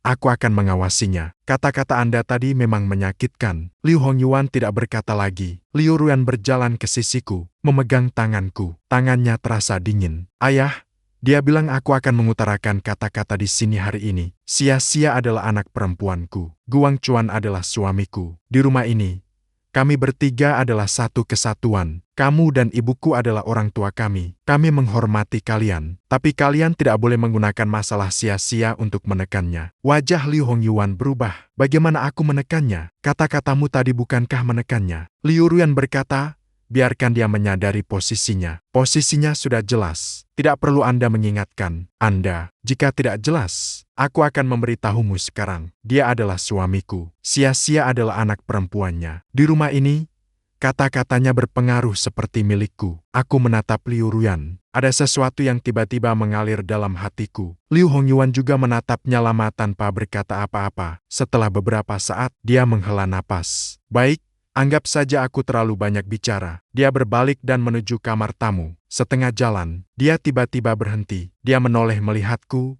Guang Chuan, kata-kata tadi, anggap saja aku tidak mengatakannya. Aku mengangguk. Dia masuk ke kamar tamu. Pintu tertutup. Di ruang tamu yang tersisa hanya aku dan Liu Ruyan. Dia melepaskan tanganku. Dia berbalik menatapku. Tatapan itu, aku tidak mengerti Liu Ruyan. Dia tiba-tiba meraih dan memelukku. Aku terkejut sejenak, lalu aku memeluknya kembali. Guang Chuan, dia menancapkan dirinya di dadaku. Suaranya serak, jangan dipikirkan terlalu dalam. Tidak apa-apa, ayahku orangnya keras di luar tapi lembut di hati. Dia tidak melakukannya dengan sengaja. Aku tahu dia mengangkat kepala dan menatapku. Kamu benar-benar tahu. Aku menatapnya lalu tiba-tiba tersenyum. Liu Ruyan, kamu takut aku lari? Ya, dia menatapku dengan tajam, menanyakan sesuatu kepadamu. Aku tidak akan lari. Aku bilang tadi ayahmu berkata begitu. Aku belum lari sama sekali. Sekarang aku bahkan tidak akan lari lagi. Dia menatapku. Ada kilau air mata di matanya, tapi tidak jatuh. Guang Chuan, kalau kamu berani lari, kamu masukkan Fat Tiger milik sia-sia ke dalam selimutku. Aku melanjutkan. Aku tahu dia akhirnya tersenyum. Tersenyum itu menghilangkan semua kebekuan di hatiku. Saat He Wanjun memegang sia-sia keluar dari kamar, aku dan Liu Ruyan masih berpelukan, bersenang-senang. He Wanjun batuk pelan. Kami segera berpisah. Sia-sia turun dari pelukan He Wanjun dan berlari ke arah kami, memandang ke atas dengan wajah kecil, melihat ayah dan ibu kami. Kalian lagi ciuman lagi, ya? Wajah Liu Ruyan memerah sedikit. Tidak, kalau begitu, kenapa kalian berpelukan? Karena Liu Ruyan terhenti. Aku berjongkok dan menatap Sia-Sia. Karena ayah tadi dimarahi oleh kakek, ibu menenangkan ayah. Alis kecil Sia-Sia mengerut. Kenapa kakek berkata tentangmu? Karena kakek khawatir tentang sesuatu. Hal apa? Urusan orang dewasa. Sia-Sia berpikir sejenak. Tiba-tiba berbalik, menendang-nendang, berlari ke pintu kamar tamu dan mengetuk pintu. Kakek, keluar. Pintu terbuka. Liu Hongyuan menunduk melihatnya. Ada apa? Kamu tidak boleh mengintimidasi ayahku. Sia-Sia mengangkat wajah kecilnya, menekuk pinggang. Dia ayahku. Kalau kamu mengganggunya, aku tidak akan memperhatikannya lagi. Liu Hongyuan terkejut. He Wanjun tertawa terbahak-bahak di samping. Liu Ruyan juga tertawa. Aku melihat Sia-Sia. Hatiku menjadi lembut berantakan. Liu Hongyuan berjongkok melihat Sia-Sia. Kakek tidak mengintimidasi ayahmu. Kalau begitu, kenapa kamu bilang kakeknya hanya mengobrol saja? Kenapa ayah harus dihibur? Liu Hongyuan membuka mulut sedikit, tidak bisa berkata. Sia-Sia melanjutkan. Ayah setiap hari menceritakan cerita kepadaku, menemani aku tidur, membawa aku keluar bermain. Dia adalah ayah terbaik. Kakek, kamu tidak boleh menyebutnya. Liu Hongyuan melirikku. Tatapan itu, aku tidak bisa menjelaskan apa itu. Kemudian dia berdiri dan berjalan ke depanku. Ayah Wang Chuan. Baru saja dia terhenti sejenak. Aku terlalu keras dalam kata-kataku. Jangan dipikirkan terlalu dalam. Aku menatapnya. Tiba-tiba terasa bahwa orang tua itu tidak begitu menakutkan. Tidak apa-apa. Aku berkata. Dia mengangguk. Tidak berkata apa-apa lagi. Berbalik dan kembali ke kamar tamu. He Wanjun mendekat, menepuk lenganku. Wang Chuan. Ayahmu memang begitu, jangan mencoba bersaing dengannya. Bu, aku mengerti. Bagus kalau kamu mengerti. Dia tersenyum. Baiklah, tidak ada apa-apa lagi. Kalian pergi lakukan apa yang harus kalian lakukan. Aku akan membawa Sia-Sia keluar bermain. Nenek, mau bawa aku kemana? Sia-Sia langsung bersemangat. Pergi ke taman bermain. Mau pergi atau tidak? Sia-Sia lari kembali ke kamar. Ambil boneka panghunya. He Wanjun ikut pergi. Di ruang tamu, hanya aku dan Liu Ruyan yang tersisa. Dia menatapku. Benar-benar tidak apa-apa. Jadi, tadi kamu kenapa? Dia tiba-tiba mengangkat tangan dan mencubit pipiku. Ekspresi kamu tadi, aku pikir kamu akan menangis. Aku menggenggam tangannya. Aku tidak ada apa-apa. Dia mendekat. Aku melihat matamu merah. Aku menutup mataku. Kamu salah lihat. Dia tersenyum. Mundurkan tanganmu. Ya, saya salah melihat. Dia berjalan ke kamar tidur. Aku mengikutinya masuk kamar tidur. Dia tiba-tiba berbalik dan menahan aku di pintu. Setelah Guang Chuan, ayahku lagi mengucapkan kata-kata seperti itu. Jangan kamu menahan. Aku tidak menahan. Kamu lihat dia menatapku. Ekspresi kamu tadi sungguh membuatku menahan diri. Aku tidak akan bicara lagi. Dia mengangkat tangan dan menyentuh wajahku. Kamu adalah suamiku, bukan untuk menanggung kemarahan di rumah Liu. Kalau ayahku lagi mengucapkan kata-kata seperti itu, kamu balas dengan tegas. Tidak bisa melawan. Aku bantu kamu. Aku mengawasinya. Kehangatan di dalam hatiku segera meluap. Liu Ruyan, kamu kenapa hari ini? Hari ini kamu terlihat sangat menawan. Dia terdiam sejenak, lalu dia tertawa. Jangan terlalu serius. Dia menatapku dengan tajam, tapi tatapan itu tidak memiliki kekuatan intimidasi sama sekali. Aku menunduk, ingin mencium dia. Dia mengulurkan tangan, menutupi mulutku. Tunggu dulu, ada apa? Sia-Sia masih di rumah. Dia mau pergi ke taman bermain bersama ibu, tapi itu harus menunggu mereka pergi dulu. Aku menatapnya, tiba-tiba tersenyum. Kamu takut apa? Aku tidak takut. Kalau begitu, apa yang kamu tunggu? Dia tidak menjawab, hanya menatapku. Ada cahaya di matanya. Suara He Wanjun terdengar dari luar jendela. Sia-Sia sudah memakai sepatu. Ayo, kita pergi. Lalu terdengar suara pintu tertutup. Seluruh rumah menjadi hening. Liu Ruyan menatapku. Sekarang aku menunduk dan mencium. Setelah itu, aku juga tak tahu berapa lama telah berlalu. Aku hanya tahu tirai berayun lembut tertiup angin. Cahaya matahari dari luar masuk, menyebar bayangan beraneka di lantai. Dia berbaring di sampingku. Rambutnya terurai di atas bantal. Di wajahnya ada lapisan tipis keringat. Kamu hari ini terasa sangat terharu. Aku terdiam sejenak, lalu aku tersenyum. Bagaimana kamu tahu? Karena tatapan matamu pada diriku. Dia memiringkan wajahnya, melihatku berbeda dari biasanya. Kenapa berbeda? Biasanya seperti melihat atasan. Dia bilang hari ini seperti melihat istri. Aku tertawa terbahak-bahak. Dulu aku tidak pernah melihatnya seperti istri. Dulu juga, dia berpikir sejenak. Tapi hari ini sangat mirip. Aku berbalik, menahan tubuh di atasnya. Menunduk, menatapnya. Dia juga menatapku. Terima kasih. Mau terima kasih apa? Baru tadi melindungi aku begitu. Dia mengulurkan tangan dan mencubit wajahku. Kamu adalah suamiku. Aku tidak melindungi kamu. Melindungi siapa? Aku menunduk ingin mencium dia. Dia tiba-tiba mengulurkan tangan menutupi mulutku. Tunggu dulu. Ada apa lagi? Ponselmu tadi berdering. Aku terkejut sejenak. Aku menoleh melihat ke meja samping tempat tidur. Layar ponsel menyala. Ada pesan WeChat. Aku meraih dan melihatnya. He Wanjun, Wang Chuan, ibu membawa sia-sia makan di luar. Baru pulang sore. Kalian berdua silakan istirahat. Omong-omong, ayahmu menyuruhku menyampaikan permintaan maaf kepadamu. Dia tidak bisa menurunkan muka. Aku mengatakannya untuknya. Aku melihat pesan WeChat ini. Tiba-tiba ingin tertawa. Liu Ruyan mendekat dan melihat sekilas. Dia juga tertawa. Ibu tidak melanjutkan pembicaraan tentang hal ini. Ini memberi kesempatan bagi kita berdua. Aku melanjutkan pembicaraan. Dia menatapku tajam, tapi lampu itu masih tersenyum. Aku mengembalikan ponsel itu. Aku menundukkan kepala, menatapnya. Sekarang tidak ada yang mengganggu lagi. Dia mengangkat alis. Lalu, aku tidak menjawab. Ada angin di luar jendela. Tirai kembali berkibar. Jam 3 sore. Siak-siak kembali. Saat pintu terbuka, si kecil langsung berlari masuk, mencari ayah dan ibu kami di seluruh rumah. Aku kembali. Aku dan Liu Ruyan keluar dari kamar. Satu memakai pakaian santai, satu lagi memakai piyama. Keduanya berpura-pura baru bangun. Siak-siak berlari ke depan kami, membentangkan wajah kecilnya ke atas. Apakah kalian sudah tidur? Liu Ruyan duduk bersila dan tidur sebentar. Aku juga tidur. Siak-siak berkata, tidur di mobil nenek. He Wanjun masuk mengikutinya. Senyum lebar melihat kami tidur dengan baik. Wajah Liu Ruyan memerah sedikit. Mama baik-baik saja. Tidak usah dibicarakan. He Wanjun melambaikan tangan. Mau makan apa malam ini? Mama masak apa saja untuk kalian? Liu Ruyan berdiri. Wang Chuan, He Wanjun menanyakan padaku. Aku melirik Liu Ruyan. Dia juga santai. He Wanjun tersenyum.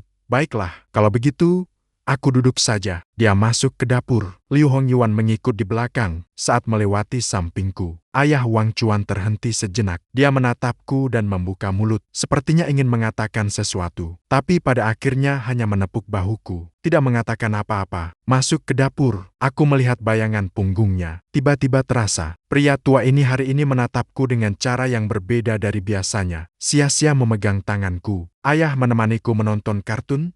Bagus. Aku mengangkatnya dan berjalan ke ruang tamu. Liu Ruyan mengikut di belakang. Televisi dinyalakan. Sia-sia meringkuk di pangkuanku. Memeluk boneka Fat Tiger-nya. Liu Ruyan duduk di sampingku. Tangan menempel di pahaku. Sinar matahari dari luar jendela masuk menyilang. Ayah terasa hangat di ruang tamu. Sia-sia tiba-tiba berkata, "Haim, apakah kakek nanti masih akan memanggilmu?" Aku terkejut sejenak. Liu Ruyan juga menatapnya. Sia-sia mengangkat wajah kecilnya. Menatapku dengan serius. "Jika kakek lagi menyebutmu, aku akan melindungimu." Hatiku melunak. Aku memeluknya lebih erat. Ibu yang baik juga melindungimu. Sia-sia menambahkan. Ibu memang hebat. Kakek bahkan takut padanya. Liu Ruyan tersenyum. Aku tidak sehebat itu. Loh, Sia-sia mengangguk dengan serius. Saat kamu marah, kakek bahkan tidak berani bicara. Aku dan Liu Ruyan saling menatap dan tertawa. Sia-sia melanjutkan. Jadi, ayah, jangan takut, karena ada aku dan ibu. Tidak ada yang berani mengganggumu. Aku menatapnya. Kehangatan di hatiku segera meluap. Baik, aku bilang ayah tidak takut. Sia-sia mengangguk dengan puas. Lanjut menonton anime. Tangan Liu Ruyan menyentuh lembut di pahaku. Aku memutar kepala melihatnya. Dia tidak menatapku, namun sudut bibirnya melengkung. Aku tiba-tiba merasa hari-hari ini cukup indah. Setelah makan malam selesai, He Wanjun dan Liu Hongyuan akan pulang. Di pintu, He Wanjun menarik tanganku. Wang Chuan, mengenai kejadian pagi ini, jangan dipikirkan terlalu dalam. Ayahmu memang begitu. Sebenarnya dia tidak berniat jahat. Bu, aku mengerti. Cukup begitu. Dia menepuk tanganku. Jika ada apa-apa nanti, beritahu ibu. Ibu akan membantu kamu. Aku mengangguk. Liu Hongyuan berdiri di samping, menatapku sejenak. Lalu dia berkata, Wang Chuan, ayah, hari ini dia terdiam sejenak. Aku yang berbicara, namun pikiranku tetap pada dia. Menunggu dia melanjutkan. Dia membuka mulutnya, sepertinya ingin mengatakan sesuatu. Tapi pada akhirnya dia hanya berkata, sudahlah, tidak mau lagi. Kalian berdua, jalani hidup dengan baik. Dia berbalik dan masuk ke lift. He Wanjun melambaikan tangan ke arah kami. Dia juga masuk bersama. Pintu lift menutup. Liu Ruyan berdiri di sampingku, memandang ke arah lift. Ayahku hari ini tampak agak berbeda. Dia bertanya, "Kenapa berbeda?" Dia jarang meminta maaf kepada orang lain. Dia menoleh ke arahku. "Kamu adalah yang ketiga. Siapa dua orang pertama?" "Yang pertama adalah ibuku. Yang kedua adalah aku." Aku tersenyum. "Kalau begitu, aku harus berterima kasih kepada Sia-Sia." "Terima kasih." "Sia-Sia? Kenapa?" "Kalau bukan dia yang bergegas keluar dan mengucapkan kata-kata itu, ayahmu mungkin tidak akan melakukannya." Liu Ruyan berpikir sejenak lalu mengangguk. Dia berbalik dan berjalan kembali. Aku mengikutinya masuk ke dalam. Sia-Sia sudah memanjat ke sofa sendiri. Melihat kami masuk, dia menepuk-nepuk tempat di sebelah. Ayah dan ibu datang menonton TV. Aku dan Liu Ruyan berjalan ke sana, duduk di sebelah kiri dan kanan, di sampingnya. Di televisi sedang menayangkan kartun. Sia-Sia menontonnya dengan serius. Liu Ruyan bersandar pada bahuku. Tangannya menaruh di kakinya. Aku memeluknya sambil menonton televisi. Tiba-tiba aku teringat semua yang terjadi hari ini. Dari percakapan pagi hingga istirahat sore, sampai permintaan maaf di malam hari. Hari itu terasa seperti naik roller coaster. Guang Chuan tiba-tiba membuka mulut. Kamu hari ini bahagia." Aku berpikir sejenak. Aku menunduk melihat dia bahagia. Sungguh, aku berkata, "Meskipun pagi tadi ayahmu memarahiku." Tapi kemudian apa yang terjadi? Aku mendekat ke telinganya dan menurunkan suara. "Bukankah kemudian kamu menghiburnya?" Telinganya memerah. Dia meraih pinggangku dan menekannya. Aku merintih kesakitan, tapi aku tidak menghindar. Sia-Sia tiba-tiba memutar kepalanya. "Ayah, Ibu, kalian sedang membicarakan apa?" "Tidak ada apa-apa. Cuma bisik-bisik." Liu Ruyan tidak mengubah ekspresinya. Ayah berkata dia mengantuk. "Kalau begitu, ayah, pergilah tidur." Sia-Sia berkata tidak terburu-buru. Aku berkata, "Aku akan menonton sampai selesai bersamamu." Sia-Sia mengangguk puas. Lalu kembali menonton TV. Liu Ruyan menatapku. Ada senyum di matanya. Aku juga menatapnya. Kembang api di luar jendela kembali meletus. Cahaya berwarna-warna masuk, menerangi wajahnya. Liu Ruyan mengangguk. "Selamat Tahun Baru." Dia terdiam sejenak, lalu dia tertawa. "Hari ini sudah tanggal berapa di Tahun Baru? Masih mengucapkan Selamat Tahun Baru. Tidak melewati bulan pertama tetap tahun." Aku berkata. Dia tertawa sambil menggelengkan kepala. Dia bersandar di bahuku saja. Dia mengucapkan Selamat Tahun Baru. "Guang Chuan." Aku memeluknya erat. Sia-Sia tiba-tiba menyela. "Ayah, Ibu, aku juga mengucapkan Selamat Tahun Baru." Aku dan Liu Ruyan menunduk bersamaan menatapnya. "Selamat Tahun Baru juga." Liu Ruyan berkata. "Kalau kantong merahku mana?" Liu Ruyan terkejut sejenak. Aku tertawa terbahak-bahak. "Jaket kecil ini bocor angin, tetap bocor angin. Tapi saat harus minta uang, tidak ragu sedikit pun, besok akan kuberikan." Liu Ruyan berkata, "Sungguh-sungguh, ayo janjikan." Liu Ruyan meraih tangannya untuk berjanji. Sia-Sia puas. Lanjut menonton TV. Aku menatap kedua wanita ini. Tiba-tiba terasa 3 tahun ini berharga. Ponsel bergetar sebentar. Aku mengeluarkannya. Ternyata pesan WeChat, pesan Wang Chuan dari Wang Zi. "Hari ini 30.000 sudah diterima. Terima kasih. Kemarin malam membantu saya.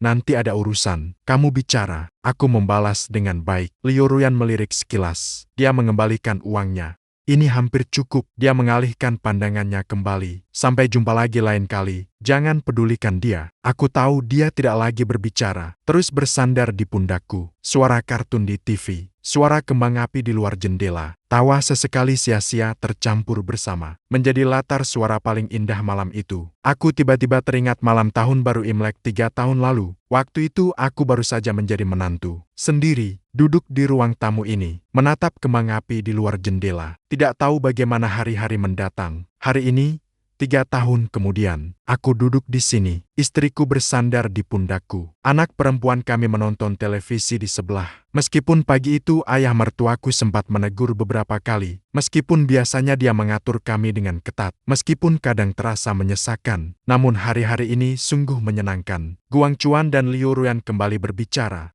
"Mulai sekarang, setiap malam Tahun Baru Imlek kita akan merayakannya seperti ini." Aku menundukkan kepala. Melihatnya mengikat janji. Aku meraih tangannya untuk mengikat janji. Sia-Sia melihatnya dan juga mengulurkan tangan. Aku ingin tangan kami bertiga terikat bersama.